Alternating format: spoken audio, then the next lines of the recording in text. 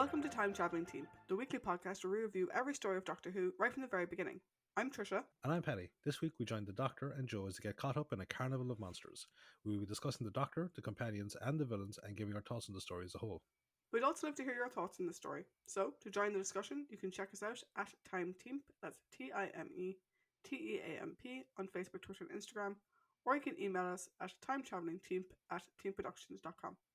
Now though, Paddy, I will hand over to you for our story recap, please. Thank you very much.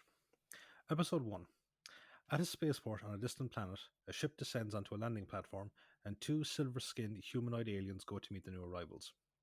The ship is being unpacked by a group of grey-skinned aliens who seem to be more primitive than the silver-skinned ones. Two alien humanoids called Lurmans disembark from the ship and watch as their vast array of baggage is unloaded. The female Lurman, who seems less than impressed with their surroundings, alerts her male partner to the arrival of the silver-skinned aliens. The arrival panics one of the grey-skinned aliens, who flees to a walkway above the ship.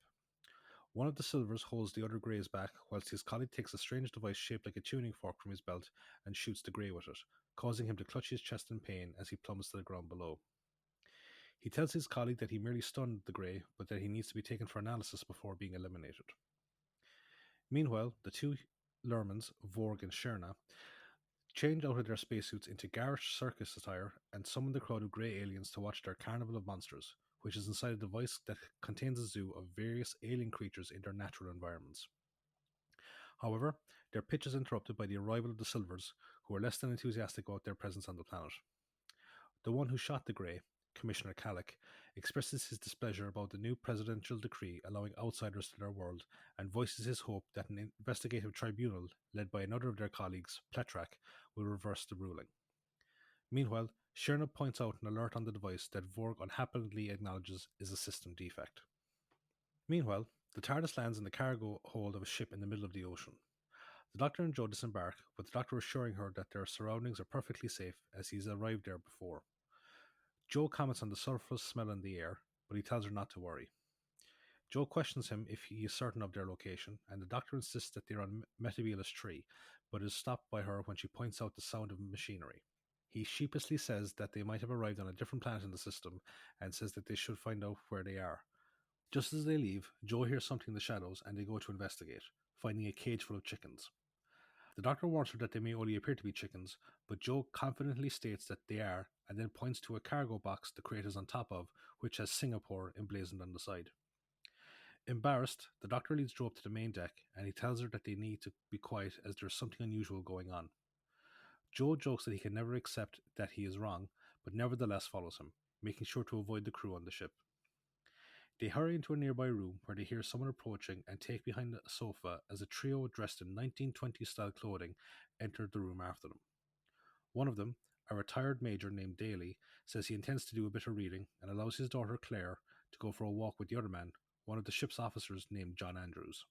Through their conversation, they reveal that they are somewhere near India en route to Bombay. After Claire and Andrews leave, Major Daly starts to read but quickly falls asleep. The Doctor is adamant that they are not on Earth, but Jo carefully takes a newspaper from a nearby table and shows it to him, informing him that the date is 1926.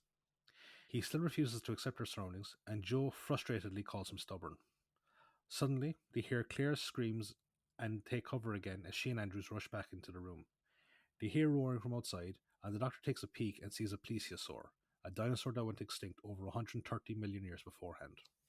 The plesiosaur dives back into the water, and Andrews goes to get weapons to defend them, and after he leaves, the Doctor and Jo try to sneak out of the room, but are spotted by Claire. Major Daly asks if they are passengers, and Jo says that they are, but they have been below decks as the Doctor, who she refers to her as her uncle, has been ill. However, Andrews returns and reveals that they are stowaways. He says that they are to be held in Major Daly's cabin until the captain is free to see them, and he leads them away from the room. En route, the Doctor notices a strange metal hexagon on the floor and asks them if there are any others on board, but Andrew says that he can't see what he is talking about. He then ushers them into the cabin, and once they are alone, the Doctor reveals to Jo that they are on board the SS Bernice, a ship that went missing in mysterious circumstances akin to the Marie Celeste, and according to a calendar in the room, they arrived on the day it goes missing. Jo then notices that the clock seems to be changing time, and the Doctor says that it is daylight outside even though it should be dark. The Doctor then works on getting them out, and Jo presents him with a set of skeleton keys. Meanwhile, on the alien planet, Chairman Platrak is interviewing Vorg and Sherna and is alarmed to see that they are entertainers. He then confides to Kalak and his colleague Orum that the President must have brought them to the planet due to a recent scientific theory that the Greys, which are called functionaries, are acting out due to a lack of entertaining stimuli. The trio argue amongst themselves as to whether or not to send them away and reject the presidential decree, with Kalak being supported by Orum in favour of doing so. Vorg says that he has an official welcome letter from the President himself, but when Platrak goes to verify it, Sherna realises that it is an autograph from a famous wrestler with the same name. Back on the SS Bernice, the Doctor and Joe examine the hexagon, and he says that he can open it with a device from the TARDIS. Joe says they need to be careful, and when they approach the guest room, they hear Major Daly, Andrews, and Claire inside, repeating their earlier conversation word for word. The Doctor says that someone has programmed the ship, the passengers, and the plesiosaur, and he tells her to take cover so that the events can play out as they did earlier. They exit the room after Andrews leaves and head for the TARDIS so the Doctor can get the device to examine the hexagon. Jo suggests that they should leave altogether, and she suddenly calls the Doctor out of the TARDIS when she sees something above them. He rushes out and watches as an enormous hand reaches down and takes the TARDIS away. Episode 2. The Doctor calls out for the return of the TARDIS, but to no avail. Jo finds it hard to comprehend what they saw, and the Doctor says that they need to get off the ship in order to find the TARDIS. They make their way up to the deck and take cover as Claire and Andrews walk on the deck overhead. Jo says that the plesiosaur should be appearing soon, and the Doctor says that they need to wait for it to scare them away. Meanwhile, Vorg pulls the TARDIS out of the device, saying that it must have been causing the defect that showed earlier. However, he is forced to put it back when Kalak and Orm approach them. They ask Vorg how the machine works, and he starts it up, referring to it as a miniscope, and shows them the scene playing out between Claire and Andrews. He then switches it to show an ogron before showing a species called Drashigs, who are large worm-like creatures. Kalak seems unimpressed when Vorg says that they're the most vicious creatures in the universe and are completely uncontrollable. He then switches back to the plesiosaur attack on the SS Bernice, and the Doctor and Jo use the attack as a chance to get back to the TARDIS. However, they are stopped by Major Daly, who shows no sign of recognizing them due to the loop that the ship is caught in. Andrews enters and suddenly challenges the Doctor to a fight. Unbeknownst to everyone, Vorg is demonstrating a function on the miniscope, which heightens the aggression of all the specimens within it. The Doctor reluctantly accepts the challenge and easily dispatches the young sailor. He and Jo then flee, pursued by a rifle-wielding Andrews. They make their way to the cabin deck, and the Doctor takes the device that he took from the TARDIS to examine the hexagon. He tells Jo to use it whilst he holds one of the corridor doors shut as the crew try to break in. However, they are stopped by Andrews and Major Daly, who hold them at rifle point. Andrews and his men prepare to shoot them, but Vorg turns off the aggression amplifier and they return to their normal routine and go for dinner, leaving the two time travelers stunned. They go back to the hexagon and manage to get it open, revealing a hole in the deck. They climb down and come across a large machine relay, which the Doctor excitingly begins to examine. Jo asks if there is any way out, and the Doctor says that if they follow one of the circuits, then they should get out of the machine holding them. Meanwhile, Sherna takes Vorg aside and discreetly states that she has never seen the Doctor and Jo before, but he tells her that all Tellurians, an intergalactic term for Earthlings, look alike. Their conversation is interrupted by the return of Platrak, who says that the letter is a forgery. Kalak then uses the opportunity to tell Platrak that the miniscope is housing undeclared alien specimens, in direct opposition to an interstellar ecology ruling. Platrak and Kalak says the miniscope and the specimens within it will have to be destroyed, and Vorg's protests are ignored. Sherna laments their situation and says she regrets joining him, but their argument is interrupted by a pair of functionaries arriving with a large cannon-like machine called an eradicator. Platrak orders them to destroy the miniscope, but it manages to resist the effects of the eradicator, much to the shock of Platrak and the others. Orm says that the eradicator was designed to target organic molecules, so the specimens inside are more than likely dead, and so the trio depart happily. Vorg, delighted to see the miniscope intact, checks on it to make sure that it's still working. Inside, the Doctor and Jo regain consciousness after being knocked out by the blast from the eradicator. Jo says that they are deliberately being attacked by their giant captors, but the Doctor doubts it as they have done nothing to antagonize them, and says that they should keep moving. Vorg's checks reveal that all the specimens are intact, but the miniscope receives some damage to its view screen. He starts to repair it, but unbeknownst to him and Sherna, their conversation is being monitored by the three Silvers. Kalak then rants that they are helpless due to the Carrick then rants that they are helpless due to the presence. Carrick then rants that they are helpless due to the president's disbandment of the planet's army, but Platrack says that he is overreacting due to the alliances that they have with the neighbouring planets. Carrick insists that Vorg's people will invade the planet and that Vorg is more than likely an advanced spy. Inside the miniscope, Joe notices that they have been going in circles and then stops to take a rest. The Doctor points out that they must be near an air duct due to the nature of the surrounding machinery. But before they can try to look for it, they are forced to evade the pliers used by Vorg as he attempts to repair the view screen. Vorg sees them and gets Sharon to confirm if they are there or not. However, Carrick and Orm sneak up on them and hold them at blaster point, demanding that he hand over the transmitter that they suspect him of having. The two entertainers insist that they were only trying to repair the miniscope, but Carrick doesn't believe them and orders Orm to search the machine. Orm uncovers the TARDIS, but Vorg warns him to put it back. However, his warning comes too late as the ship starts to grow in Orm's hand and he hurriedly puts it on the ground and joins the others as they watch it grow to full size. The three Silvers fall into a panic and demand to know if anything can get out of the miniscope by itself, and Vorg insists that it is impossible. Inside the miniscope, the Doctor manages to break through one of the air ducts, and he and Joe climb through it and find themselves in a cave that leads out into a large moor containing methane rivers. The Doctor says that they should look around, and Joe reluctantly agrees. Their sabotage of the duct is registered as another systems defect, and Shirna points it out to Vorg, who turns on the screen to view the moors. He reminds the Silvers that this is the habitat of the Drashigs, and he is shocked when Shirna points out the presence of the Doctor and Joe inside it. Vorg says that they are done for, as he and the others watch as the Drashig emerges from the marsh and towers over the Doctor and Joe. Episode 3. The Drashig lets out a terrible screech, but crawls past the Doctor and Joe, leaving her stunned. The Doctor explains that it must be hunting them by scent, and is heading for their outward trail at the cave. He then says that they had better get away quickly in case any more come along. This is all being watched by the Silvers and Vorg and Shirna, who tell their hosts about the gruesome discovery of the creatures, which cost the lives of 50 people. The Doctor and Joe continue to make their way across the moor, and Joe struggles to keep up. They suddenly encounter a group of Drashigs, but Joe becomes stuck in the mud as they try to escape. The Doctor uses his sonic screwdriver to ignite the methane rivers, causing it to burst into flames, which holds the Drashigs at bay. He then goes to help Joe, but they watch helplessly as the Drashigs go around the flames and charge at them. Suddenly, Vorg's hand appears after he'd been coaxed by Carrick to intervene, and he blocks the Drashigs long enough for the Doctor and Joe to run back to the cave and get into the inner workings of the miniscope. The Doctor realizes that they are actually in a miniscope, and Joe is disturbed by the concept of being entertainment, but the Doctor says that it is no different to how she and other humans attend zoos. He does say that he was a driving force behind the abolishment of such devices due to the treatment of sentient life inside them. Joe says that the one that they are in must have missed the destruction order sent out for them, and they are now surrounded by danger on all sides. Suddenly, they hear roars of the Drashigs nearby, and the Doctor says that they had better leave. This turn of events is noticed by Shirna, who expresses concern to Vorg that the Drashigs could run riot throughout the miniscope, or even break out, but he tells her to keep quiet.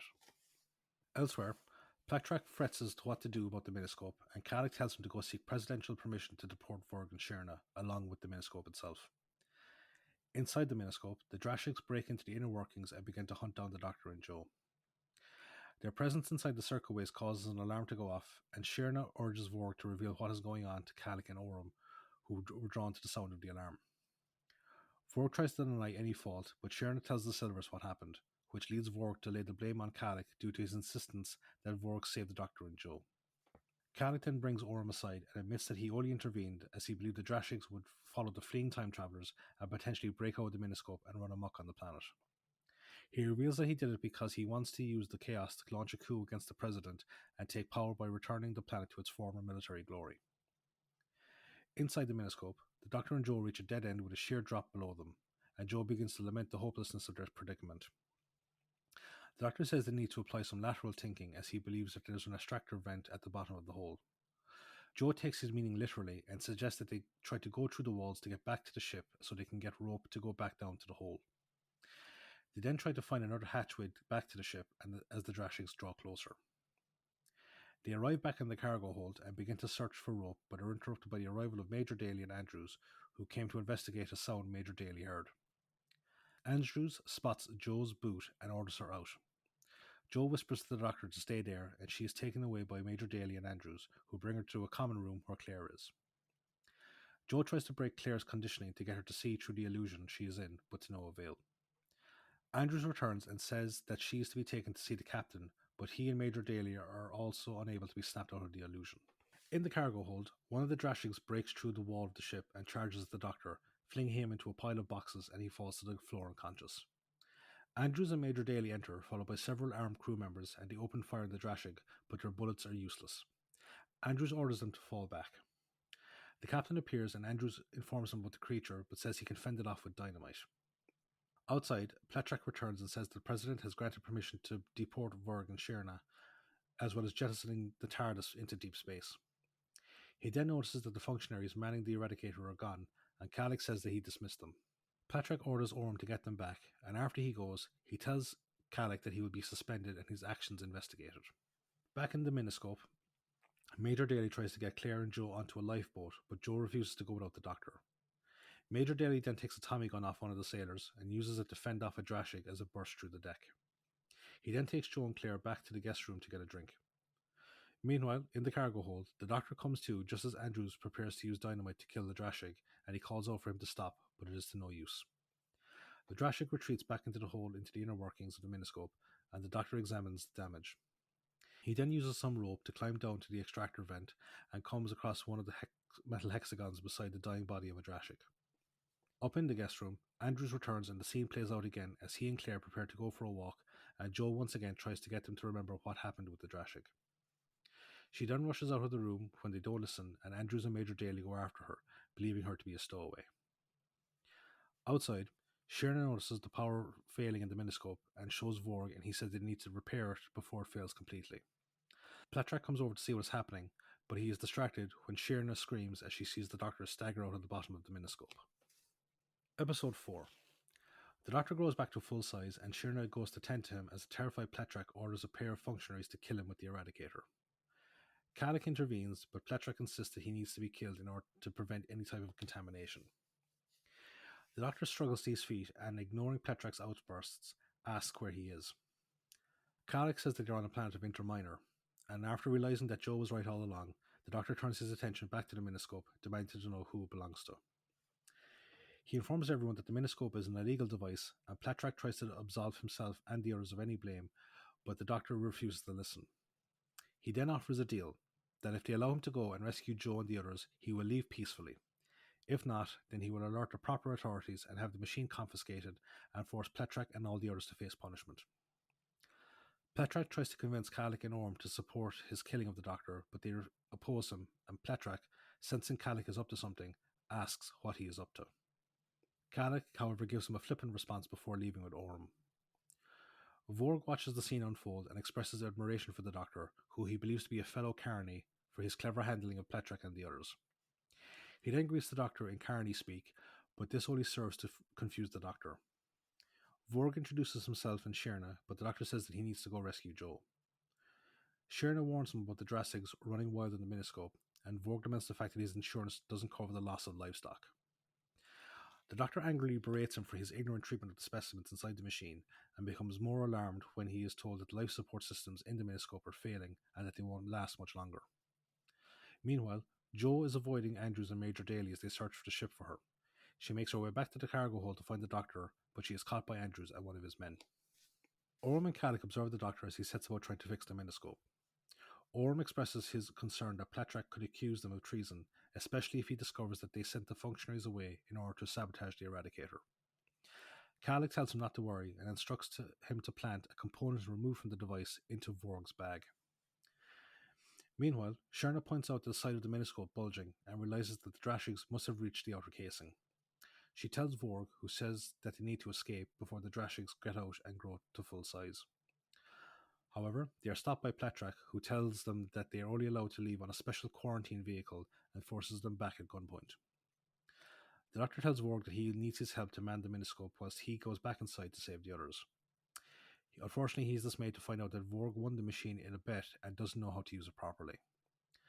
The Doctor asks him to look for a piece of the Miniscope, and whilst Vorg looks for it, he explains to Shirna that he plans to connect the Miniscope to the TARDIS in order to get Joe out and send all the other specimens back to their own time zones. Vorg returns with the component, and the Doctor tells him to wait whilst he goes into the TARDIS. Elsewhere, Orm confides to Calig that he doesn't think the plan is safe, as without a working eradicator, the city will be destroyed by the rampaging Drashigs when they finally emerge from the Miniscope. Calig tells him to trust him, saying that they will be able to act as saviors of the city, and then leads him to the Miniscope. Meanwhile, Jo is placed in one of the cabins to await questioning from the captain, but she uses her skeleton key to escape. The Doctor shows Vorg and Shirna how to use the connection relay to the TARDIS, but Pletrek arrives and Shirna accidentally reveals the plan. Pletrek says that he's to stay there to await questioning, but the Doctor signals for Vorg to activate the relay, and he disappears back into the Miniscope. Pletrek shoots at his disappearing form and hits the relay, damaging it, and Vorg and Shirna desperately try to repair it. She finds the Eradicator component and hands it to Vorg, who is surprised to see it as he recognizes it as a military technology. The Doctor successfully reappears in the Miniscope and makes his way back to the cargo hold, where he hears Jo calling for him. The duo reunite and make their way back towards the spot the Doctor marked as an exit for Vorg to beam them back. However, the life support systems in the Miniscope start to fail, and in the guest room, Major Daly, Andrews and Claire pass out. Meanwhile, Orm urges Calig to hurry as the quarantine shuttle is en route and they could arrive at any moment. Calig tells him to distract Pletrek whilst he tries to open the extractor vent to let the Drashigs out. He does so, but the creatures burst out and grow too rapidly for him to escape, and one of them towers over him. Pletrek tries to use the Eradicator, but discovers it is sabotaged and then flees. Vorg rushes to it with the missing component and reattaches it and shoots the Drashig that has just eaten Calig, killing it. He then proceeds to target the other rampaging Drashigs. Shirna then reminds him of the Doctor, but Vorg says that the power is gone. However, he detects a faint power flow and then activates the relay, which successfully sends all the specimens back to their original time zones, but it destroys the Miniscope as a result. The Doctor and Jo suddenly appear, and the two entertainers are delighted to see them alive. The Doctor then explains to Jo that everyone has gone back to their own time zones thanks to the TARDIS. He and Jo then put the relay back into the TARDIS, whilst Pletrek thanks Vorg for his heroic actions. Shirna points out that without the Miniscope, she and Vorg have lost their income, and Vorg, sensing an easy mark, drops Pletrek into a shell game and begins to fleece the unwitting bureaucrat. Sensing that he and Shirna will be alright, the Doctor and Jo enter the TARDIS and take off. End of the story.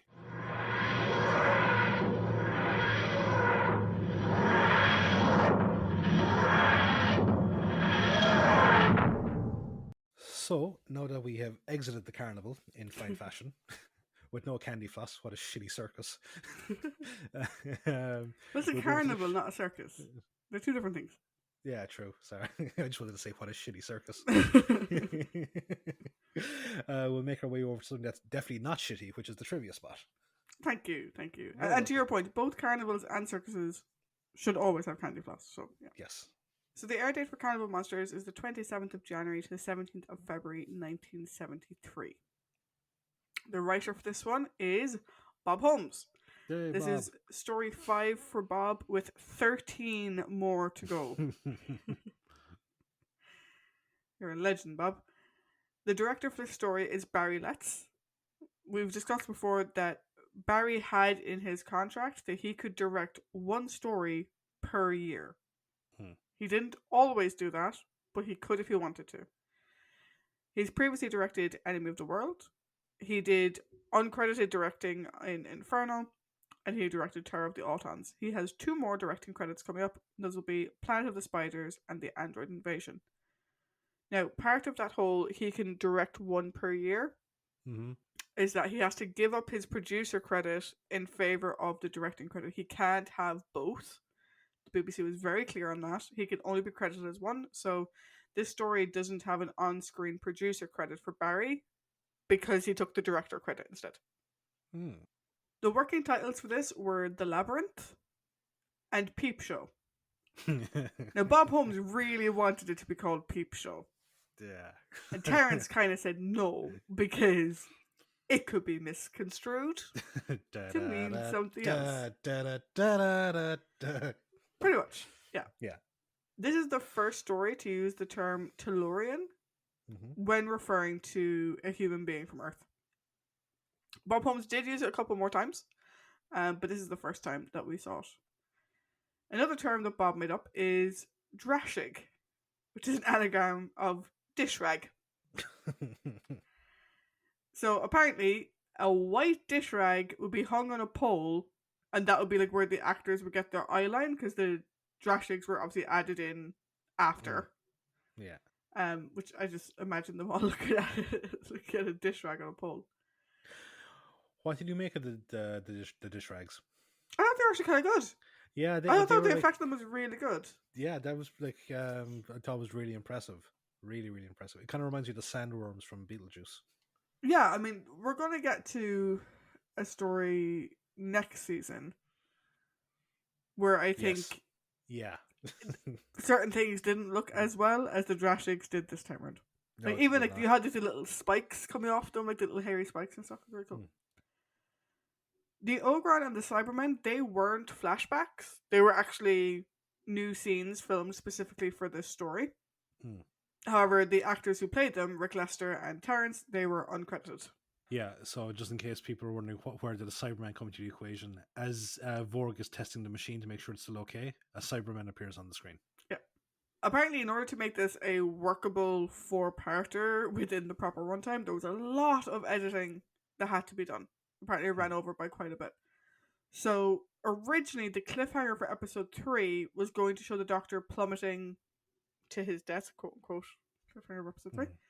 And that was cut and replaced with him walking out of the miniscope. Yeah. So the SS Bernice is actually the RFA Robert Dundas. The ship was meant to be scrapped, so it was used for this purpose. At one point, the production actually had to stop because the ship's compass had disappeared. Hmm. Turns out, John Pertwee took it. For fuck's sake. So he thought everything on the boat was being scrapped. Whereas actually, that particular item of the boat was actually going to be auctioned off. And so John had to quite embarrassingly give it back. Shooting was again interrupted, this time by a bomb scare. There was the ticking of an alarm clock that was in someone's bag, and it was interpreted as something else. Oh, okay. So the interminor officials, or the Silvers, as Paddy was calling them, they were originally meant to have their face hidden behind masks, but Barry didn't want that because he thought the performances would benefit more from having like their full facial range, which I agree. I think they work better that way. And actually, their silver makeup was actually really good. Yeah, I would say, with the exception of Michael Wisher's, due to the fact that his was fading quite a bit at points. I Like don't know, you could see his neckline and like his eyelids and around his lips as well. but I kind of liked the fade on the lips though, because it kind of went from pink to grey, which I actually quite liked. So originally, that planet was meant to be called Odron, but they thought that different title worked better, so went to Interminor. Yeah, and The Terminer name, sounds the, kind of cool. the names of the officials were also different. Plectrek was meant to be Plectrek 4.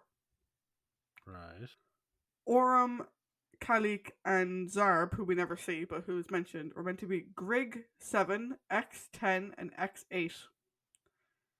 I think I prefer Plectrek, Oram, and Kalik, to be honest. Yeah, because otherwise they just sound like Elon Musk's kids. The miniscope was originally referred to as the strobe, and then they changed over to miniscope. I think miniscope is probably a better descriptive term for what the device is. When Vorg speaks Carney, so I didn't know this. Apparently, there is a sort of authentic Carney language. Right. I didn't know this. So apparently, what those lines mean, and it was Bob Holmes who put these in. Parley the Carney is basically, do you speak Carney? Mm-hmm. Varda the Bonapolone is, look at the good-looking young girl. And Niente Denari here Illis is no money to be made here, you know. I've butchered those pronunciations. No, but okay. No, when you say that and you give the translation, it actually makes sense.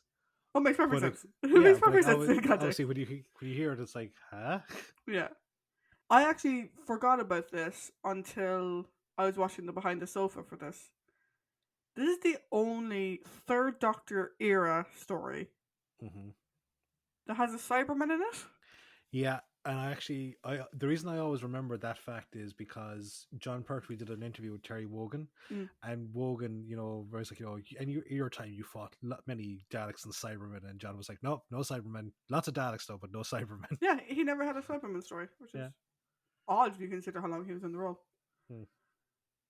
According to Barry Letts, this is his favourite Bob Holmes contribution to the show.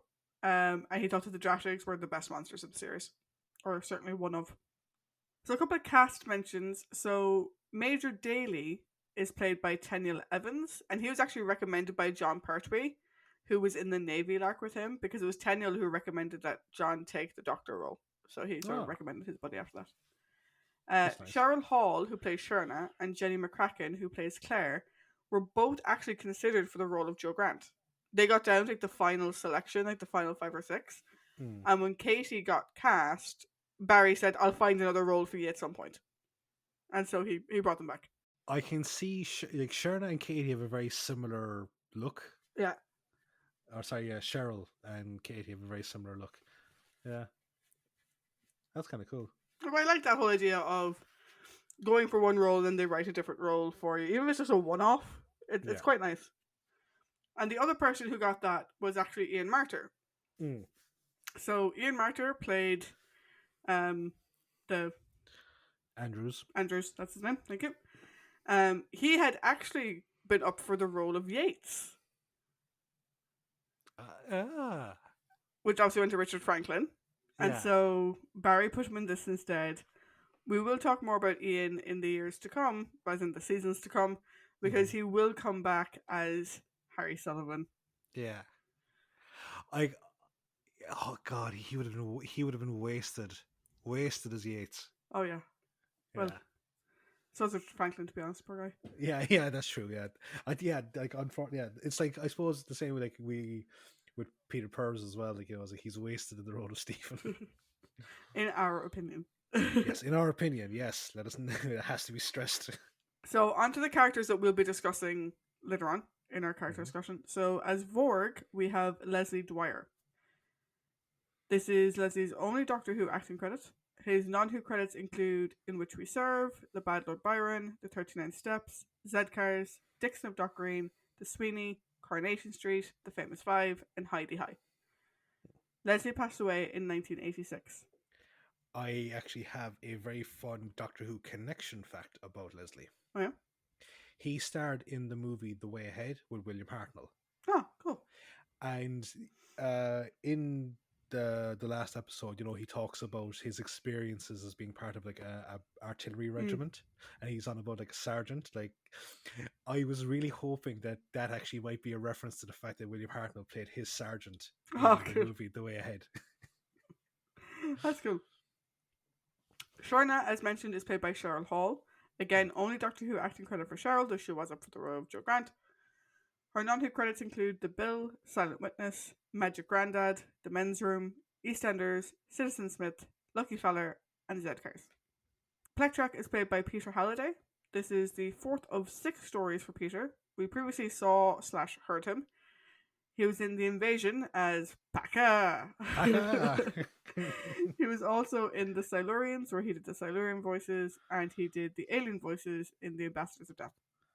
We'll see him again in City of Death and Remembrance of the Daleks. I would not have recognized him, not a fucking all. Me either. And I don't think you'd recognize the next person either. Right. Orm is played by Terence Lodge. This is the second of 3 appearances for Terence. We previously saw him in the Macra Terror, where he was the guy in charge. Oh, like, to be fair, like, we watched the animations, like, so it's like. Well, we did see him though. Yeah, I suppose. Yeah, not a way would I fucking recognize him either. Like, we'll see him again in Planet of the Spiders. Lastly, as Kaelig, we have Michael Wisher. This is the second credited outing for Michael. We previously saw him in The Ambassadors of Death and Terror of the Autons. We will see/hear him again in Frontier in Space, Planet of the Daleks, Death of the Daleks, Genesis of the Daleks, Revenge of the Cybermen, and Planet of Evil. Michael passed away in 1995.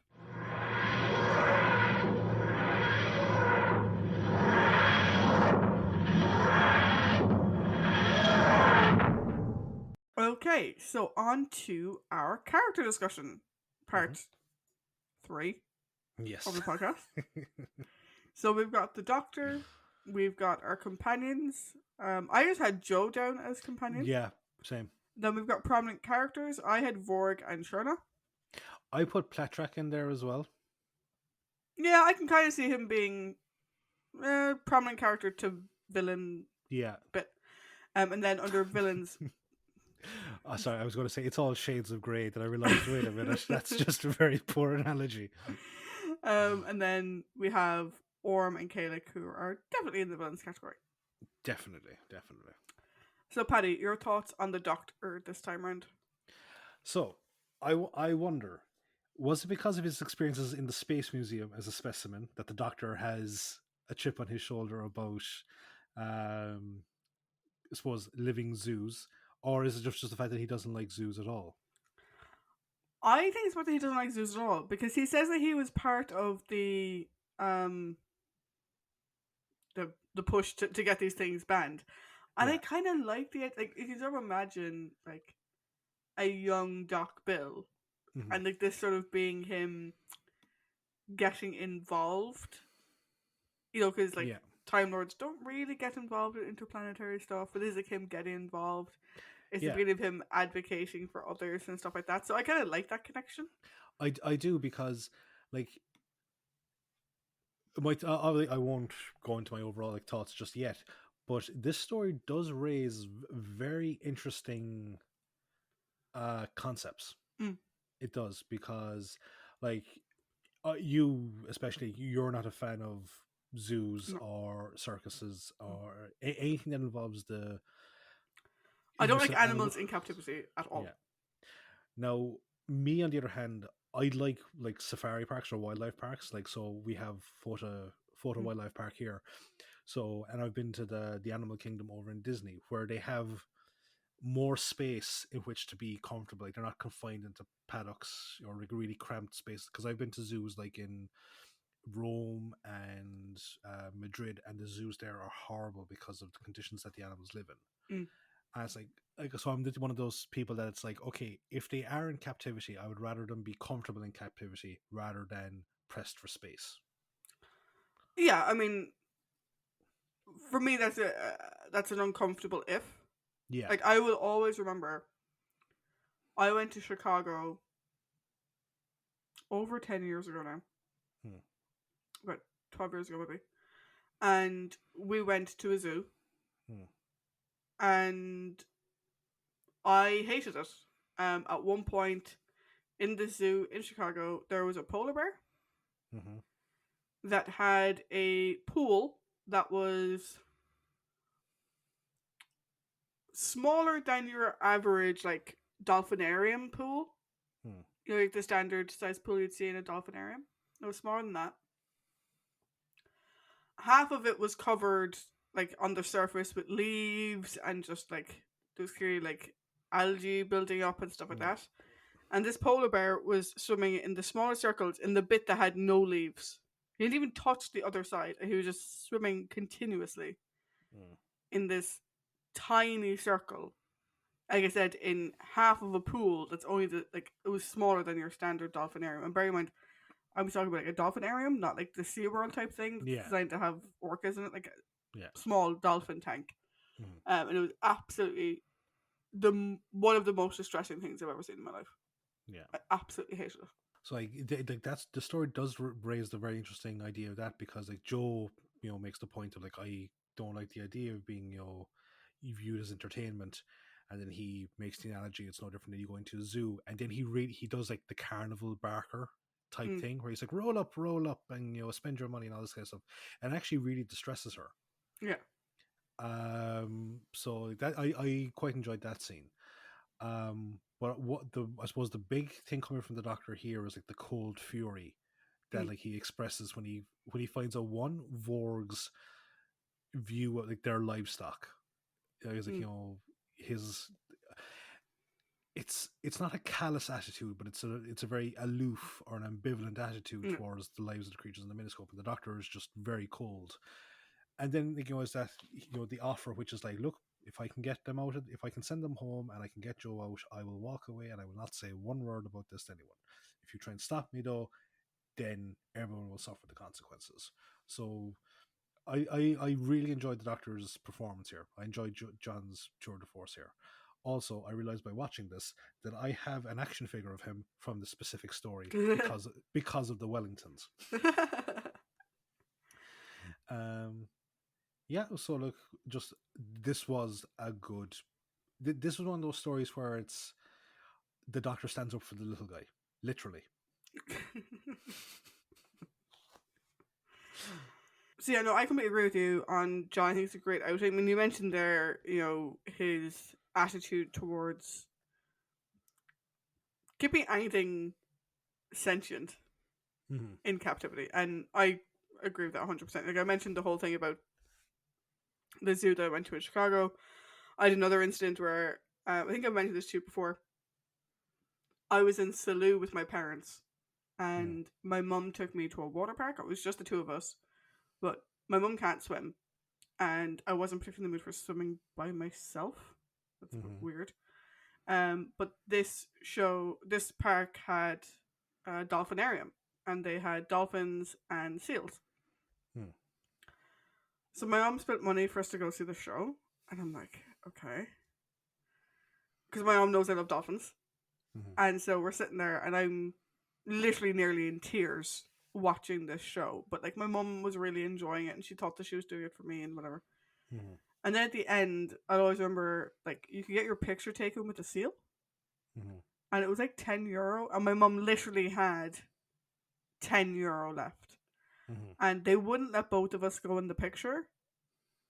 And like mom really like it was obvious that mom wanted a picture, but they wouldn't let the two people go into one picture. You'd have to pay more. Mom didn't have more money with her, so she sort of insisted that I go on my own. And so I have this picture of me grinning like an idiot next to a seal, and I'm dying on the inside.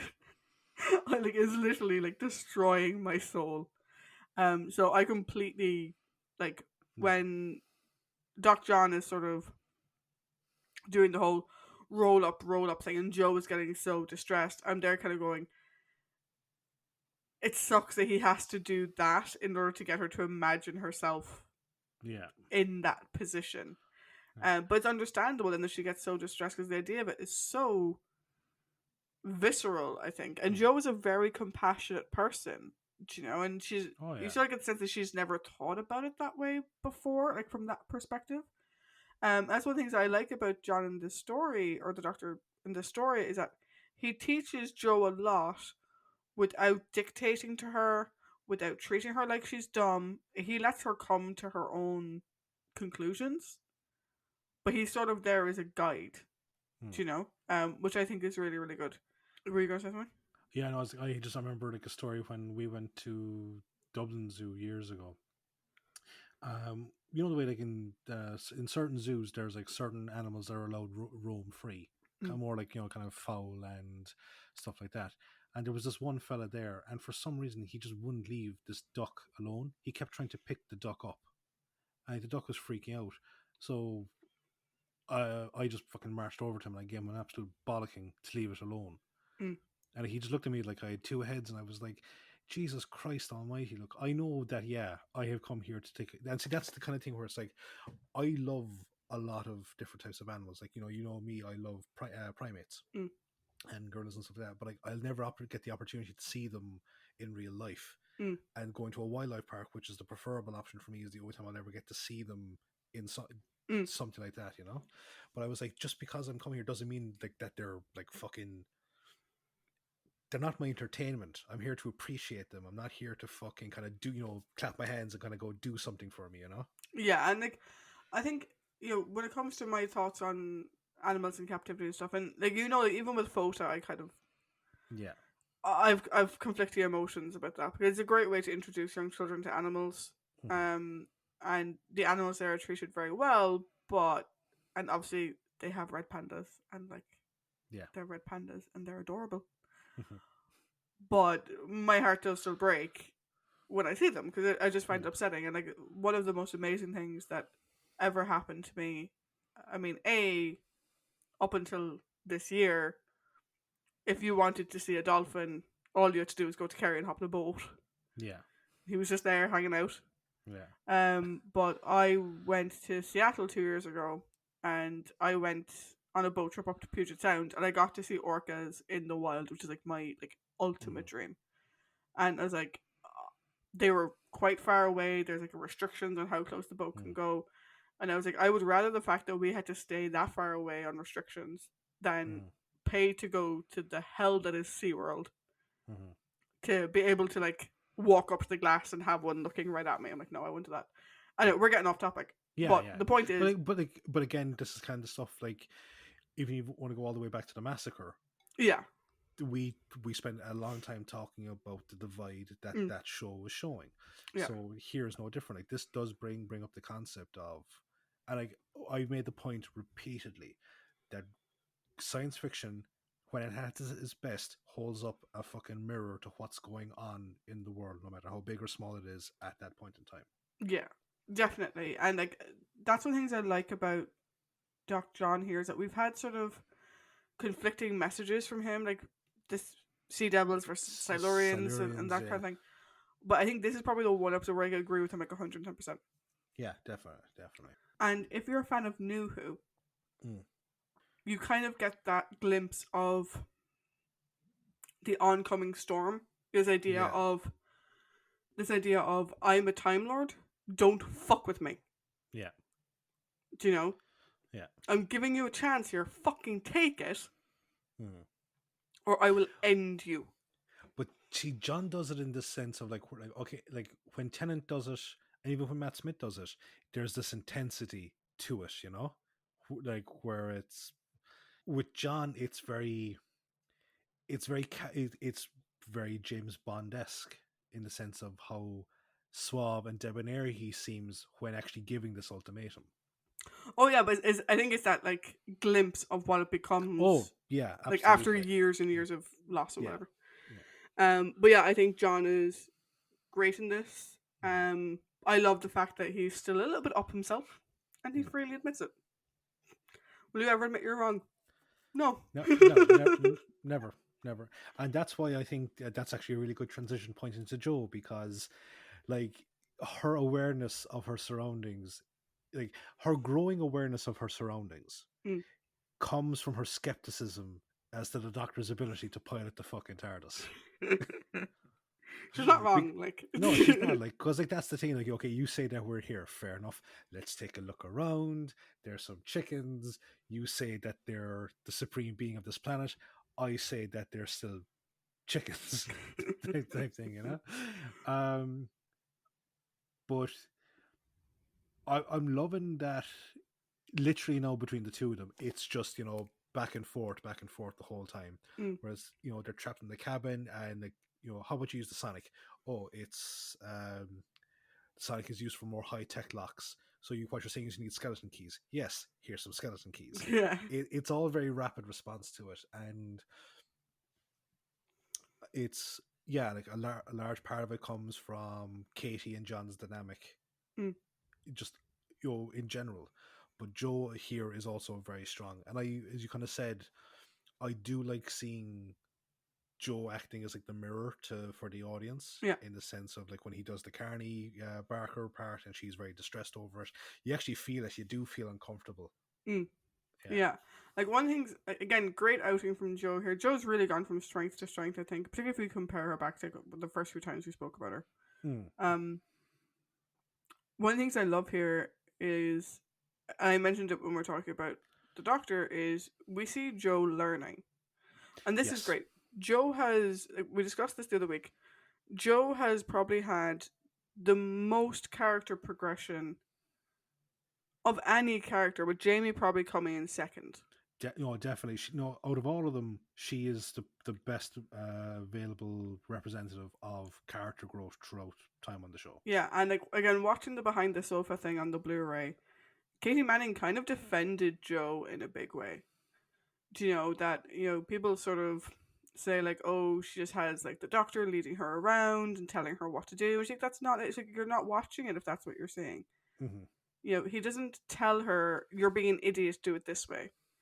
he guides her and he teaches her, and like, yeah, she's his assistant from a unit perspective, but generally Mhm. speaking, he's her guide and her mentor in a way. Yeah, no, And absolutely. I think we really see it strongly here.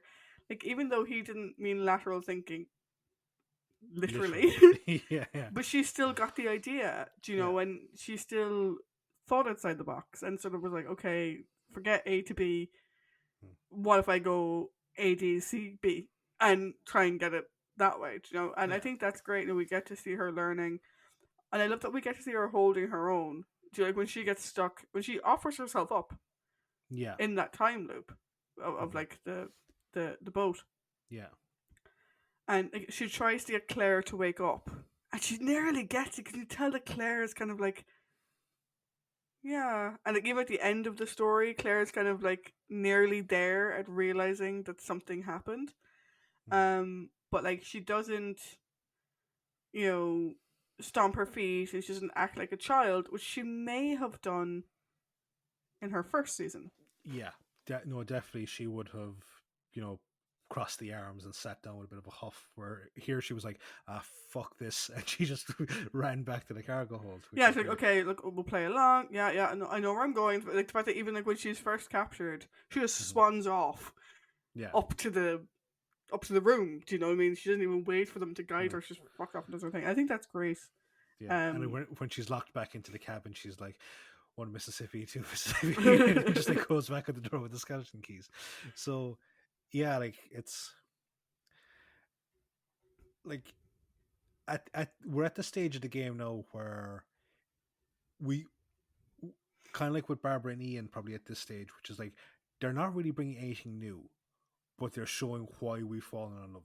yeah, I think Joe doesn't bring anything new, but she's shirking off some of the old, if that makes sense. Absolutely, no, it does. But like, actually, I had one point thinking, all right, when she's running along the marsh Mm. by herself, I'm like, did no one think of Katie's myopia? No one. Also, in those boots, like, okay, Yeah. one thing I would say, her outfit is amazing. Hmm. It's probably her most easily transitionable to modern day outfit we've seen her wear. Probably, yeah. Yeah, probably. Um, but those boots, like, Yeah. how can you run in heeled boots that go up to your knee? That's insane. If I'm gonna be fighting monsters, I'm gonna fucking look good doing it. Yeah, it's no wonder she got stuck in a bog. Like, Yeah. Oh, cool. So, any other thoughts about Joe? no, I think that's me done. Cool. So, the prominent characters. We have Delboy and Rodney, also known as Vorg and Sherna. I was saying we have Emilius Brown and his showgirl before Oh, Bed Knobs and Broomsticks. that's good. Oh, that's actually really good. Yeah. Because that's totally who he is. Yeah. Professor Emilius Brown. Yeah, like, if you imagine, like, for the Emilius Brown is from Bed Knobs and Broomsticks, one of mine and Yeah. Patty's like favorite movies. Yeah. Um, but in that movie, Emilius Brown is this character who has this book that has spells in it, Yeah. and he thinks it's a load of waffle, Hmm. but he sells it, He does. not realizing that it's real and true, and like, he doesn't understand how any of it works. Hmm. But he's someone who can, like, he's a bit of a Del Boy, a bit of a chancer, bit of whatever. And Vorg is the same. He won this machine, Hmm. doesn't really understand how to work it, certainly doesn't understand how to fix it, but he can sell it. Yeah. And he can, to be fair, he can sell it in the sense of like, no, the Drashigs, they kind of speak for themselves. Yeah. But like, he's good at actually kind of getting across the appeal of this little kind of mini, or sorry, this mini verse, Mm. Um, his outfit though, for his outfit. Every time I take a look at him, all I want to eat is a bag of dolly mix. I fucking don't know why. But I think we'll get to the Bassets All Sorts at some point in the future. We will. This is the Yes. precursor to the Bassets All Sorts, though. Yeah. I didn't. It's like with a plastic bowler hat. yeah. It's like if Willy Wonka went to a rave club in Ibiza or something like that. Yeah. Well, do it kind of reminds you of it in many ways. It's kind of like Pearlies. Do you know? You probably best recognize it from Mary Poppins, right? Right. When they're in the chalk painting at the end of the race and they're doing Yeah. supercalifragilisticexpialidocious, Mhm. and you have the guys in their outfits are all covered in pearls, Yes. which is kind of like a pre. It's kind of a vaudevillian, almost like a pre-vaudevillian thing. I think it's Hmm. kind of meant to be an homage to that. Yeah, like there's obviously an element of the carnival Barker to the whole thing, Mm. but yeah, vaudeville. Yeah, that's actually a really good analogy. Yeah, but like I said, I think like the things on his outfit and even Sherna's outfit, which Mm. is more multicolored but still sort of Yeah, bubbly, I think is meant to be that sort of pearly. like magician's apprentice type thing. Yeah. Yeah, actually, yeah, Amelia's Brown is starting to look better and better. One thing though you called it with Vorg, he did come clutch at the end though. He did, You know, and fair and dues to like him. and not in a sort of like because he talks about his national service days, and you can kind of tell like that Vorg could be the character to play up the sort of oh yeah, like I remember back in my army days. It's like, what you mean, the fucking territorial army days where you just spent the entire time in Kent? Is that it? Like that type of shit, But no, he handles the machine like a pro. Like there's no dithering around with where to fucking put the missing component. It's like slap it in, and he points it, and of course then he has to play up the fact that of what he just did, which is like, I got one, and then I turn around and I got another one, and then Oh yeah, but so, imagine like he's a total chancer. He's not used to mm, actually succeeding at anything, yeah, and now he has a yarn to tell. yeah. And you totally know the next planet they go to, he'll somehow work that into his bit. Oh, it's like, but he's already working on the pattern, like, and he hasn't even been bought a drink yet, and he's already working on the embellishments for the fucking story. It's great. Yeah. And then And you got then Shurna. oh, poor Sherna. She's clearly the brains of the outfit. She is, and the thing that kind of annoys the shit out of me is that she keeps being told to shut up. Yeah. Like, Like, you ever imagine with Shurna that, like, Vorg spun her a yarn, mm, and poor Petal bought into it. yeah, But she is fully clued into the fact that she has followed this man across the galaxy, and he doesn't have a numpty's notion what he is doing. mm. And so even though he doesn't want them to know, he doesn't understand them, she's perfectly with me. No, he doesn't have a fucking clue. Like she has a better understanding of it than he does. Like, but again, it's that there's almost like a Penfold thing from Danger Mouse, which is like, Danger Mouse thinking that he knows best, and Penfold's like, how about we try this one, Chief? And it's like, shut up, Penfold. Yeah, and like the one thing about Sharna is, well, that Sharna is, she's also incredibly compassionate. She is. Which is lovely. I think at the start, like when he's doing his first roll up type thing, she's there just like lightly tapping this box. And she's like, what the fuck are we doing? But as soon as she realizes that the Doctor and Joe are out of the boat area, she's immediately concerned with them. Yeah. And you kind of get the sense that like Vorg saw the loss of the potential loss of his livestock. Yeah. I think while she still obviously treated them as a commodity, she cared about them a lot more. It's kind of like, if we're going back to our SeaWorld example, it's kind of like Vorg is like the owners of SeaWorld who set up the shows and stuff, and Shurna is like the trainer who actually connects with the animal, if that makes sense. I get the sense that she sort of cares for the beings inside a lot more than Vorg does. Yeah, because like when she talks about the power levels going down, she means the life support levels. Yeah. Whereas Vorg views it as the, oh shit, my fucking income is about to go tits up. I really wish she would. I think there was like a potential, like, would you shut up and listen to me moment? Yeah. But it just never materializes, and I think it's a bit of a waste. Yeah, I think though in a 4-episode story that was fairly tight. I mean, it does go from beat to beat to beat. Like, there's very little downtime. Yeah. I don't know if they could have really fit that in a way that worked. Because I suppose, like, technically speaking, all of this is happening in the space of what, like half an hour? A little bit longer than that. It's a couple of hours because the cycle on the boat is about um an hour or so because it says 25 to 7 when they enter the room, Yeah. and then it's like 6:30 or it's 5:45 or something when the clock goes back. So it's about a 45 minute cycle every time, and they go through the Yeah. cycle multiple Comes. times. Yeah. Yeah. You're right. Actually. But it's still Um. like only a couple of hours. Yeah. I suppose like that's the thing. Like, sometimes you kind of forget, like, a lot of some Doctor Who stories, or oh yeah, no, I'd say a lot of them. The time frames that they happen in are very very short. Mm. Yeah. The majority of them, Mm. because you don't want to have to show where do they sleep Yeah. Exactly. Like.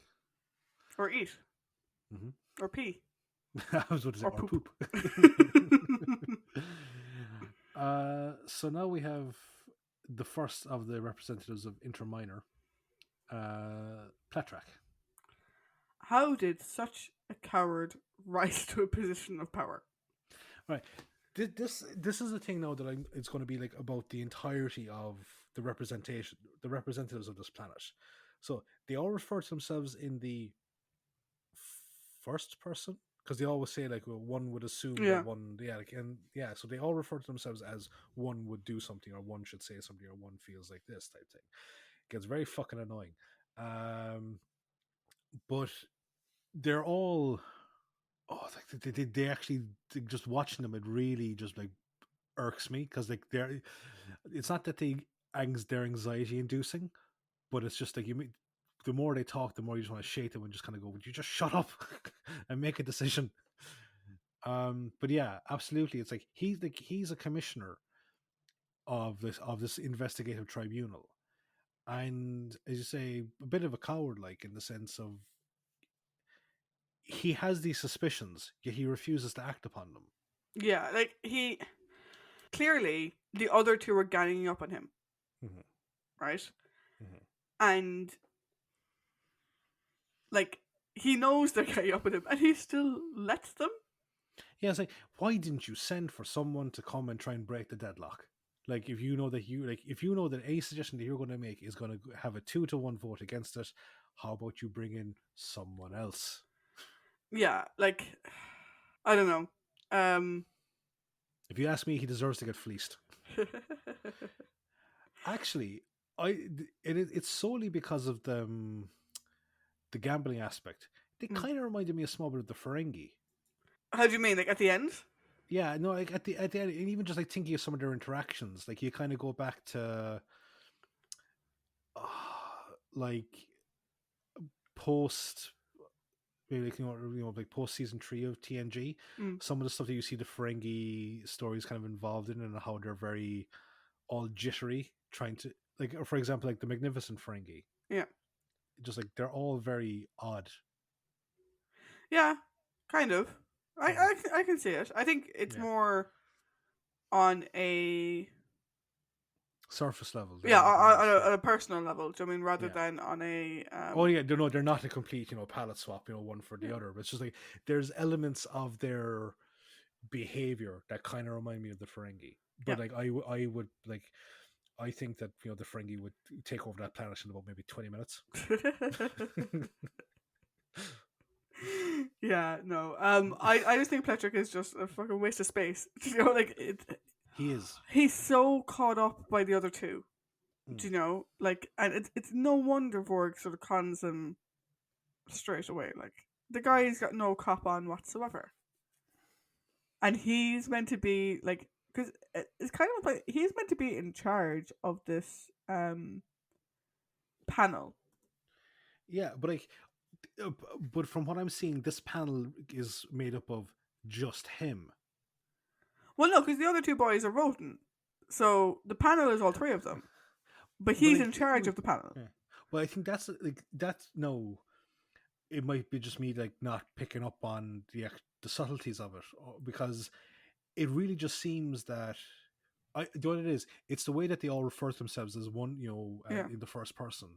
that it's like you would think that the lads aren't part of the tribunal. So then when they start voting, it's like, are you part of the tribunal, or is it just Plek and you're all these kind of decisions have to have like some weird kind of group type thing? I don't know, because Yeah, the I think network. I think the tribunal is all three of them, All right. but I think he is sort of the last word. But because he's so stuck with the rules, if Mm, those two vote against it, yeah. he doesn't use his position of power over them. Like the closest we get is when he says, "Okay, like once this is done, you're fucking finished. You know, you're Mm, gonna have you arrested, or whatever." yeah. But other than that, he's a complete But fucking moron. oh, he is like, because the case of like, you know that something is up. Why do you not just halt the proceedings right now and get that thing sorted out? Yeah. Because like, I'll get to it in my overall. I'll get to it in Mm. my overall. But the other thing is always that he's a bit of a sort of presidential yes man.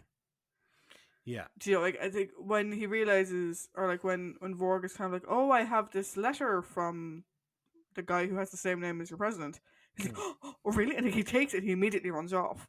Do you know? It's like I don't know whether it's that he's looking for an out, mm, or whether he's yeah. like, "Oh, I can't offend the president. I need to double check." Mm, You know, he's also like he seems to be a fan of passing the buck. He hugely. doesn't want to take personal responsibility. It has to be a unilateral decision by the tribunal. Like he can't put his name on it otherwise. Oh Christ! I work with someone like him. I just. Don't we all? Oh God! No, I know why he pisses me off so much. Oh God! Christ! I can't even get away from that guy outside of work. Ah! So we were kind of saying that we don't really see Pletrik as a villain as such.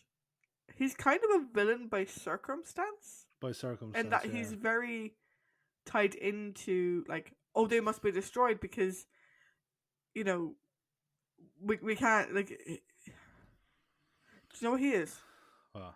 He's a fucking border control agent, like what you see on those reality TV programs in like Australia and New Zealand and stuff. That's the thing that keeps coming to my mind. This is like, okay, is this meant to be like some sort of, I was expecting it to come up in the trivia, is this meant to be a commentary about Australia's very strict No, immigration? no, Because like they don't allow animals or certain food products in because how contaminant. could it Yeah, contaminants, because of how it could affect the ecology of which is Australia. all perfectly valid, by the way. Oh, We're absolutely. not I saying know. it's not. We're No, just no, saying in absolutely. It is context. completely understandable. It's just that sometimes I think it's the narrator and the tone of the show makes it seem ridiculously strict. Yeah, But but then you have that. The counterbalance is the episode of The Simpsons where they go to Australia and you just see the bullfrogs running rampant. yeah, It's like, okay, that's effectively what they're trying to stop. Cool. This all makes so much more sense now. yeah. So that's what Plectruck is. He's a Yeah. border control agent Yeah. who's bad at his job. Do you have any fruits or vegetables? The TARDIS is full of them. uh, And then we have s- the other two, the yeah. more villainous of the two, um, Orum and Kalik. Yeah. I have a question for you. Mm-hmm. Why does Orum go along with Kalik? What's in it for him? Well, okay. There's an awful lot of stuff in this story that is mentioned in passing or is dangled like a red herring and it goes fucking nowhere. Mm. Absolutely nowhere. And like there was this whole thing of, okay, Zarb, who we never fucking see, Yep. is the president of the planet. He's also Kalik's brother. Yeah. And I say, okay, you and we understand, okay, he's taken away from what the planet was meant to be like. Now, it's very hard to get a read of what the planet is meant to be like when our taste sample is the fucking Three Stooges. Yeah, I You mean, know? like that subplot was added because Karen's like, we don't actually have a threat. We need to include a threat. They didn't have one. It was just Vorg and Sherna. We're going to get in Yeah. trouble for breaking import regulations. Basically, that was the threat of the episode. But That was it. like, right. This story seems like someone mashed together Planet of Giants and the Sensorites together. A bit, yeah. Yeah, I can see that. Yeah. that's how it comes across to me. So like with Orum's thing is like, okay, he's a lackey. Mm. He seems to be a bit of an idiot, Yeah. And kind of a spineless one at that, because right, ye have been told the threat of the Drashigs. The Drashigs not only eat people, they eat objects. They eat through metal. They ate through the ship of the fucking crew that actually found them. So they can eat through structures. You also know that they're incredibly tall. So you know the plan is bad. Why did you stand by as Kalik, one, kept going ahead with this really bad plan, and two, put himself in the firing line? But like, Orm is the one who helped him The Iraq, sabotage the guns. It's like, what the the hell? again. Like, I get that he may have some political ideals in common with Gaelic, and that's fine. Everyone's entitled to their own opinion in that respect. But I don't get, like, is he just a fucking moron? But like, even then, like his political ideology, if he does have something that's very similar, it's very understated. Yeah. Is it okay, the same political ideology? Is it the fact that, okay, with you in power, I might get to a higher position, and that's all I really care about is the financial aspects of it. I will say whatever you want me to say, or what is it? He's just there to be a lackey. Yeah. I get the feeling he's there because they needed to have voting on this tribunal as part of the story. But they needed someone who wouldn't actually upset the story. So like, oh fuck it, we'll give Kay like a friend. Jesus Christ, they could have just rock, paper, scissors between the two lads. And so then we have Kaylik. Kaylik would get along great with the Master. I think those two would be really good friends. In the sense of that they won't both want to use a fucking higher power and end up getting shafted by it. Yeah, idiotic, power-hungry assholes. Yep. The two of them. Like, Kaylik's plan makes no fucking sense. I don't want my brother to be president anymore because he's undermining our society and he's opening our borders and blah, blah, blah. There is an immigration story in there if you look close enough for it, right? Yeah. Okay, again, that's his opinion. And leave him up. So the way I'm going to do it is I'm going to release these terrifying creatures and disable our only way of protecting ourselves. Now, granted, he's only disabling one gun. Yeah, but he has no idea how big they're going to get before they attack, before other defense is able to be roused. Because they said that all the military personnel on the planet, the entire military infrastructure has been disbanded. Yeah. So now their entire thing is this one anti-contaminant device. I don't think they only have one of them. But that's the way that it kind of comes across. The sense I got was that they don't have an army anymore. Mm-hmm. They have a security force for checking people over who come in. And I would assume they have at least one more. Because otherwise it's, once you're past the first line of defense, everything is fucked. Yeah, because also they also said that they're never to be left unattended, which kind of implies there's more than one. Yeah. But it's just such a stupid plan. It is such a stupid plan. It is literally all of the plans we've seen from the Master of, I will unleash this amazing power. This amazing power is about to crush me. Shit. But this is the other thing that's kind of stupid about him, is right? Okay, you have, in your society, you have the functionaries to do all this fucking menial bullshit. Why would you put yourself at risk by being the first one in the way when those things get out? You saw how fast the Doctor grew up. You saw how fast the TARDIS grew up. What's going to make this thing any fucking different? Why didn't you just use a functionary, an expendable entity in your fucking society? Why did you not just use one of them? Why? Because you're a fucking idiot. But also because he doesn't want the functionaries to have any anything interesting to do. It's like, oh, like the Tsar or whatever the fuck his name is. They said the functionaries are bored and that's why they act up. So we brought entertainers. And he's like, you're going to entertain them? No, let them be bored. And maybe he saw it, dealing with the Drashic as a form of entertainment that he didn't want to give them. It's like, no, you'll enjoy this. No, you don't get to do the thing that you might enjoy and tell the others about and say it was amazing fun. No, I will do it. There's actually a really, the more I think about it now, I'm very uncomfortable with the presence of the functionaries because their makeup and their posturing and their movements make them look like kind of apes or gorillas. Yeah, it's something I'm gonna mention about overall, but like Yeah. there was a second story here, or Mhm. even a third story here, really, that Yeah. we never got into, No. um, like at all. You know, Yeah. it's kind of similar to Colony in Space. There was another story there that we never actually talked about. Yeah. Um, and I'll get into that in my overall because yeah, the functionaries are uncomfortable to watch. Yes, they're very uncomfortable to watch because of the metaphors that they fucking espouse. Yeah, Yeah, so it's not very comfortable watching. no.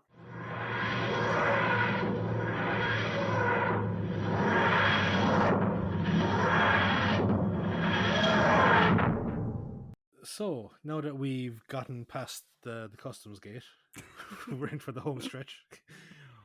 We're going to give the story our final thoughts and our score out of 5. So, Trish, what have you got? What are your thoughts? Overall, I really enjoyed this. Um, I thought it flew by. It's a four-parter. I think it flew by. Mm-hmm. Um, the sort of adventure in the miniscope was really, really fun to watch. Mm-hmm. Um, great outings by our main duo. Mm-hmm. A chance to see Ian Marter, and no clowns, which is great. Yeah. There is a downside though, because I Mm. do think the story is really good. Yeah. There is something that keeps it from being like one of those top tier like 5 out of 5 stories, and that's the caste system slash coup on the planet itself. I don't think they needed to shoehorn it in No. because they don't actually explore it in any great way. Which, in fairness, in a four-parter, I don't think they could Mm. without taking away from the adventure part, which was the best part. Yeah.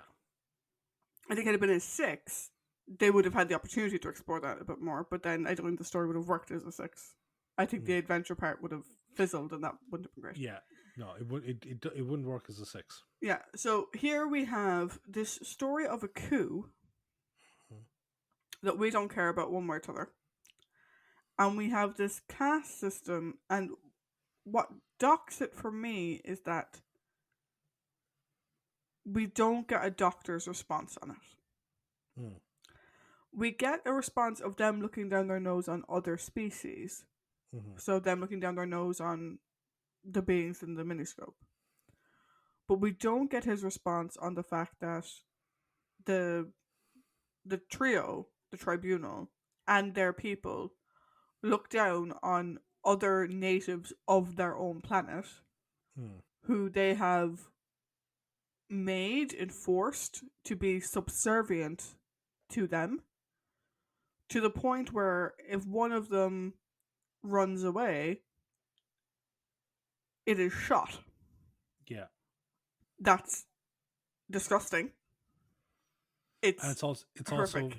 it's also vivisected Yeah, like it is find out. experimented on to find out what went wrong with it. It is Mm. so horrific, and it doesn't really get commented on by the doctor or Joe. Joe doesn't experience it at all, so she's no clue. So Mm. Joe gets a pass, but they don't ever show it while the doctor is there. And obviously, Vorg and Sherna, it's they don't. It's none of their. It's not their problem, Mm. and they don't really show it with them either because it's always when they're away from Vorg and Sherna that they're talking about it. So it's like, okay, maybe leave the coup part, but why have the subservient Mm. second species part? This sort of slave race. Why have that? And present them in the way you have as these sort of lesser evolution or like underdeveloped or whatever implication they have Mm. for them. And I was like, that, like, the rest of the episode is super fun. That was unnecessary because it went nowhere. Mm. Had they explored it at all, I think it would have been fine, but I think it would have taken from the adventure, which is what this story. This is like Honey I Shrunk the Kids. Like, it's an adventure. Yeah. It's a tiny person adventure, Mm. and I don't think it needed to have it in there. You know, Mm-hmm. you could have easily had like the three boys, at each other's throats because Kalec wants to overthrow, and become the head of the tribunal. He wants to control the border. That could have been it, just on its own, Mm-hmm. without needing like an overall planetary coup, and without needing the subservient species part of it. Mm-hmm. Um, but the weird thing is, I still gave it a 4, which sounds mental. But I loved the rest of it. The adventure, everything in the miniscope, I loved. I actually liked Vorg and Shona for the most part. Mm. It was just the other three and their random fucking side story. I'm like, that's fucking irrelevant because it Mm. never goes anywhere. Yeah. So that lost an entire point on its own. But the rest of it, I actually really enjoyed. So maybe a 4 is a bit too high. Maybe 3.75 might be a better Mm. scoring, but I gave it a 4 and I'm gonna stick with it. But the point lost comes entirely from that. Everything else is amazing. Mm. The supporting cast, I think, was good. Um, the effects were good. The production was great. They lose the point because they have this random, very important story point. They do fuck all with it Mm. because Terrence just sort of shoehorned it in at the end. Yeah. I don't know. How about you? So at one point, my initial scoring, because usually as I'm after I finish the story, I give a score. Mm. And then when I do start doing my character stuff, the score gets changed. And then as we start doing this, the score might change or it might stay the same. At one point, this story was a 1. Oh, Yeah, I was literally going, what is the fucking point of this story? Because it comes across like, as I said, it's like a meeting of Planet of Giants mm. and the Sensorites. But the B, I don't even know it's the B plot, but like everything outside the miniscope, right, Mm. it's so badly done. Like the villains, like the Plectrak and the two boys, they're just so annoying and inept. Mm. Like the stakes for the coup are undersold. And it's like, is it literally you're an isolationist, or you're a nationalist and you don't like where this new government is taking things, or is it the fact that you're upset that your brother is the one leading things? We've no idea. All we're told is that you want to launch a fucking coup. But all the stakes, every little thing that points towards why it should be important that this coup is happening, Mm. it's flittered away again nearly straight away, because all our sample size for this planet is 3 individuals, Mm. and not even 3 of the best and or brightest. Mm. Then like Well, we that, have, that that that that part we don't know. Maybe they are. well, um like the thing with the functionaries. I mean, again, why make that a plot point? Why not just have us like a server, like robots or something, or even if you wanted, like, you can still be the same species as such, but they're just menial workers, they're the working class, whatever it is. Why set it up to, as you said, why set it up to be something that it's not, or it's not going to be explored? Mm. That really like fucking annoyed me, and it would have been miles better if, yes, Vorg and Sherna are trying to display the miniscope, I don't know, to a prospective bigger carnival, to be like hires, like, you've got to put on a show, but the thing keeps malfunctioning because of the Doctor and Joe inside it, and let that be the story. Have someone offering Vorg a big shot, Vorg being the unintentional villain because he's trying to fix the thing, which is hampering the Doctor and Joe getting out of the thing. Mm. I think that makes it work better. But this marrying of two concepts for this story doesn't work for me. However, the stuff I did like were, I did love John. and I Mm. did love Katie. They were fantastic.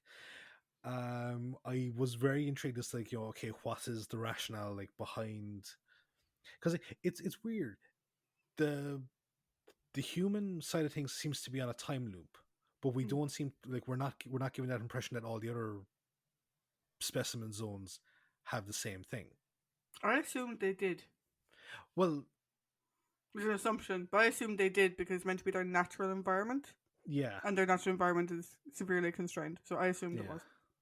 Maybe it depends on the sentient level of the species.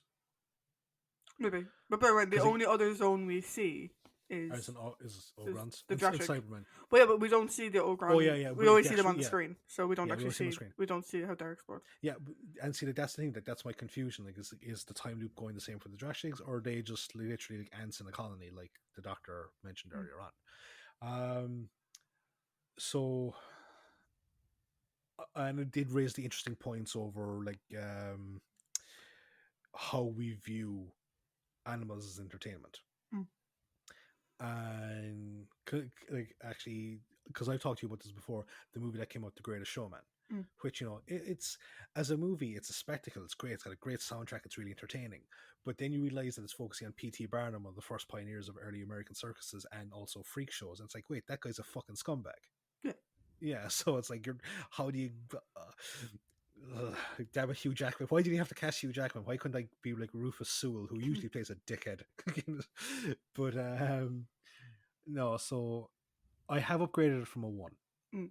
because I did my my annoyance of Vorg and Sherna was like, they're just there taking up space. But then I realized, wait, no, they're actually kind of entertaining. Mm. It's the three lads and it's the shit on the planet which actively for me takes away from this. So I decided to split it right down the middle into a 2.5. Cool. This is probably the Because biggest gap we've had in a while.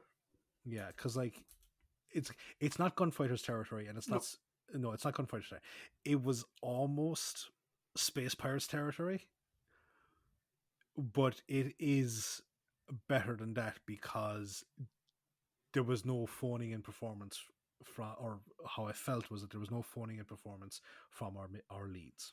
I think what keeps it at the fore for me, just for context, right, Yeah, is because I agree with everything you said. I think what keeps it yeah, at the fore for me versus something like The Greatest Showman, which I've never seen because I don't want to yeah, watch it because P.D. Barnum was a dickhead, right? yeah, Is the whole idea of the captivity and that kind of thing, the actual Carnival of Monsters itself, mm-hmm. the core moral issue at that does get addressed. It gets Yeah, addressed between the Doctor and Joe, mm-hmm. and the Doctor addresses it with Sharna and Vorg. Mm-hmm. And because of that, I'm like, cool. The core fucking part of the story is awesome. There's this extra fucking bit that goes nowhere, but to be honest, if you just fast forwarded every time the boys are talking, you wouldn't care. But this is the thing, like, like all that stuff, like in 4 episodes, the majority of the progress for that plot happens in episode 4. Yeah. And and what pissed me off is that just so happened to be the episode where Joe was separated from the Doctor, and it's like, brilliant! We now have a Doctor component to the story and a Joe component to the story, and Joe does fuck all in her component bar, get captured and get out again. And it's like, no, why can't it have be Joe investigating her side of things while the Doctor is outside trying to fix something, the miniscope to get in and out, rather than these three fucking idiots in the corner in a rigged, like, in a rigged voting system, continually Christ. Yeah, no one, like, as I said, I hope Vorg fleeces him fucking blind. Well, the Doctor makes the point as he's leaving. Vorg Yeah. is going to end up president of that planet. Yeah, absolutely. It's just like, Christ almighty. I'll vote for a third party candidate. So yeah, and I see, that's the thing, like, I hate it when this happens. It's like when you're entertained by half the story while the other part actively fucking takes away from it. It's like, I want to be entertained by every facet of it. Like, we made the comment about the war games, like that it's 10 episodes long and there's not a fucking ounce of fat on the thing. Mm. For 10 episodes, there's not a fucking boring moment in the whole thing of it. Whereas with a four-parter, we're like, Jesus Christ, would you get rid of your stupid exposition dialogue and just go back to the fun stuff? Oh, yeah. I think you messaged me the other day saying that this conversation was going to be interesting. I didn't think our scores would be that disparate. This was a really interesting conversation. I completely understand where you're coming from. Like I said, Yeah. the 4 is probably too high, but to be honest, when I shut the episode off, all I remembered really was the fun in the miniscope. But like, see, that's the thing with, like, you take different stuff away from it. To go back to a comment I think I made either last week or 2 weeks ago, the Crusade, I scored that higher than you because I had more fun watching it. Yeah. Because it's like, yeah, it's the Crusades, it's Richard the Lionheart, it's Saladin, it's like the whole fucking grade of it. And it's like, we both think it's a great story. And even though there are parts like, where like, yeah, okay, we didn't like that part, didn't like that part, our scorings are still different. Same as it here. We both enjoyed the moral that it brought up. We both enjoyed the majority of the stuff that happened inside it. It's the shit outside of it just happened to piss me off a lot more than it did you. It's another story where I'm very interested to see what they did in the novelization. Yes, Did absolutely. they explore it in the novelization? I'm trying to think, do I have this story? I think I do.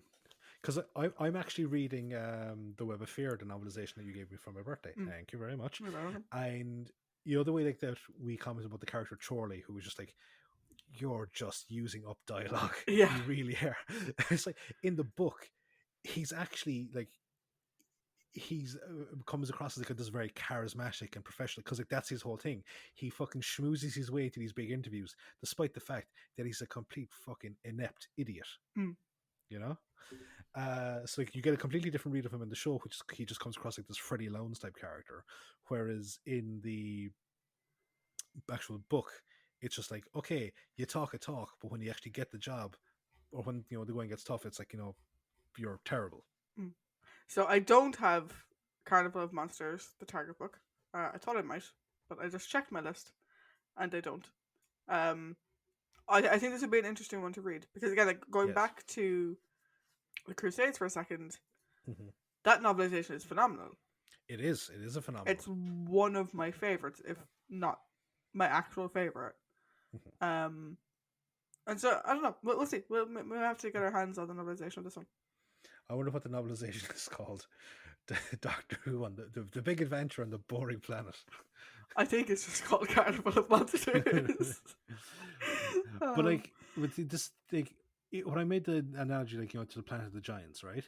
Everything happening outside of the mini adventure was interesting. The whole concept of like this fucking new pesticide that is going to be lethal to absolutely everything, and your man, the murderous guy Forrester, like desperately trying to cover his tracks. It's like, that's interesting. That's fucking engaging. I don't mind that plot. Yeah. I think the only thing, and as we said, the only thing that really kept that from being a higher score was the botchy decision to fucking cut it down to 3 parts while not editing it properly. Yeah. I would agree. Doctor Who and the Carnival of Monsters. I won't be buying this from Amazon anytime soon. How much? Oh, wait, no, hold on. Okay. When I first read it, it was like, mass market paperback, £39.47. Jesus Christ. But then if you click into it, there's ones from like £3. Okay. Yeah. Also, I think it's Who Won. It's a Doctor Who merchandise store over in the UK, and he does a lot of Target books, which is where I got you like your ones last Christmas. Yeah, I like the Who shop in London. I think that's probably the same people. I got lots of stuff. They have loads of Target books, and they've got like some like first and second printings and stuff, which is great. Anyway. Yeah. So yeah. Whereas previously, like, our scores have been different because of our fundamental like issues with the actual story, like for example, Faceless Ones or Colony in Space. Here we agree, we just don't. We just give it a different scores. Yeah, here we agree. I think it's just it may have just been the mood I was in yesterday. I had my Christmas lights on. Doing my bits, whatever. I think it's just I got so into the mini adventure that my brain just was like, there's this underdeveloped plot point. I think it's because they wouldn't have been able to cover it in 4 episodes anyway. Yeah. So in my mind, it loses 1 point for adding in something that in 4 episodes they were never going to get done, rather than, like, if this was a 6-parter and we still had the same call out, I probably would have given it a lot less. Or it could be, this could just be another case of there's 2 stories here that could be 2 4-parters. Yeah. So I think for me it was more a case of, like, you've added in a bit that it's just filler. Mm-hmm. So I'm losing a point for filler. Yeah. Whereas for you it's more a case of you should have taken the effort to actually develop it. Yeah. Whereas I'm just take it out because it was filler. I think that's the difference of what we're coming down to in terms of how we react to it. And that brings us to the end of another story. Now, we're going to have a little break. Yes, we are going to have 2 weeks with no episodes. Yes. So, it's actually 3 weeks. Hold on. Let me double check. I'm looking at the wrong date because I am a moron. 1, 2. 1, 2. Yeah, it's 3 weeks. So. Wait, this will come out on the 20th. 20th. Then we're not recording, so there'll be nothing on the 27th, and there'll be nothing on the 3rd. Yes. So the 20th to the 27th is 1 week. The 27th to the 3rd is 2 weeks. And the 3rd to the 10th is 3 weeks. Oh, shush.